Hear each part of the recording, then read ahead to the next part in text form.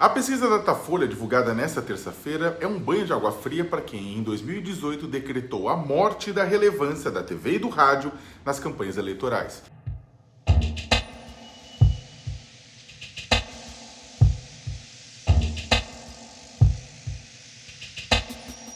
Com tempo igual para ambos os candidatos à Prefeitura de São Paulo, Guilherme Boulos, do PSOL, reduziu a diferença para Bruno Covas, do PSDB, após o reinício da propaganda. Enquanto o tucano se manteve com 48% das intenções de votos totais, aqueles que a gente não exclui nem os brancos nem os nulos do cálculo, o psolista passou de 35% para 40% em menos de uma semana. Nos votos válidos, Covas tem 55% e Boulos 45%. O prefeito já tinha crescido e consolidado seu voto com o latifúndio de tempo que a coligação ampla o proporcionou no primeiro turno. Agora, o coordenador do MTST, o Movimento dos Trabalhadores Sem Teto, que contou com uma campanha forte nas redes para o segundo turno, aproveita 2 programas de 5 minutos, antes eram 17 segundos cada, e os debates na TV e sabatinas para se fazer conhecido e conseguir votos entre o público indeciso e os brancos e os nulos.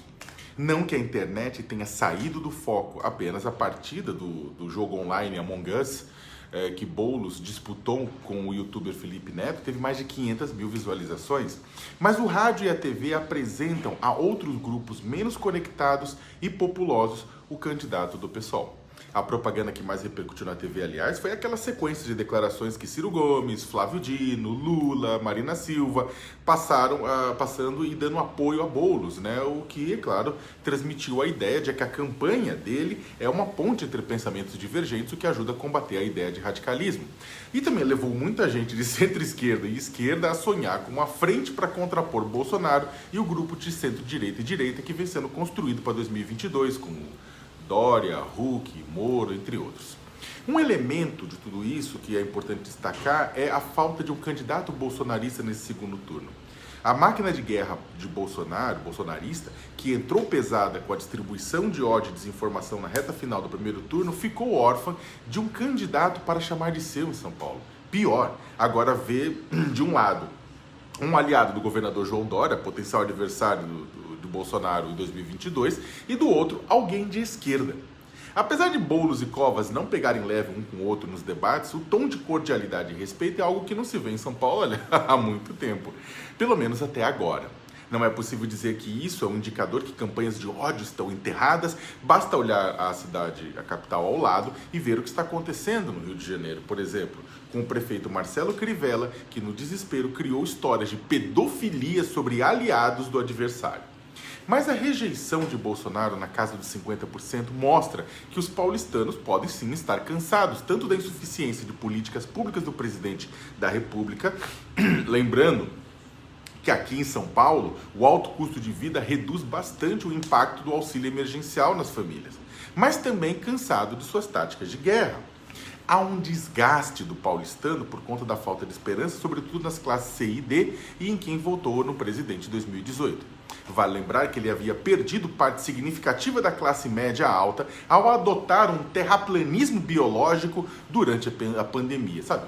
Gripezinha, resfriadinho, todo mundo morre, e daí, aquelas coisas todas, né?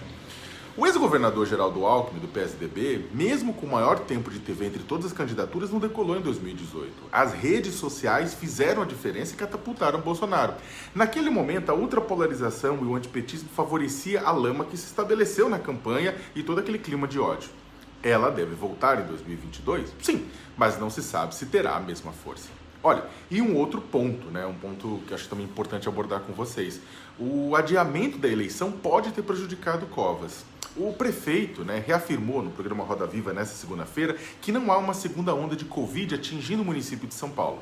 Independentemente ao nome que se dê ao aumento na ocupação de UTIs em hospitais públicos e privados por conta da doença, o fato é que o adiamento das eleições devido à pandemia pode sim ter prejudicado o tucano. Né? Lembra que as eleições eram para ser em outubro, foram jogadas um mês para frente. Agora, ele passa parte do tempo em entrevistas sabatinas e debates tendo que responder sobre o aumento do coronavírus. Seria diferente se estivéssemos num momento de reta descendente e não no momento de ascendente. E ele também passa atestando que é falso que após a eleição haverá um endurecimento na quarentena. Como eu já havia dito aqui para vocês, né, logo depois do dia da votação no primeiro turno, a abstenção pode ser um fato determinante, sim, no segundo.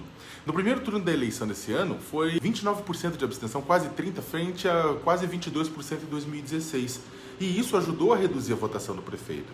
O peso dos eleitores idosos, grupo de risco para a Covid, no total de intenções de Covas, é muito maior do que a de Boulos, que vence junto aos jovens. Ao mesmo tempo, os eleitores mais engajados politicamente podem fazer a diferença sendo empurrados para as urnas, o que também beneficia Boulos.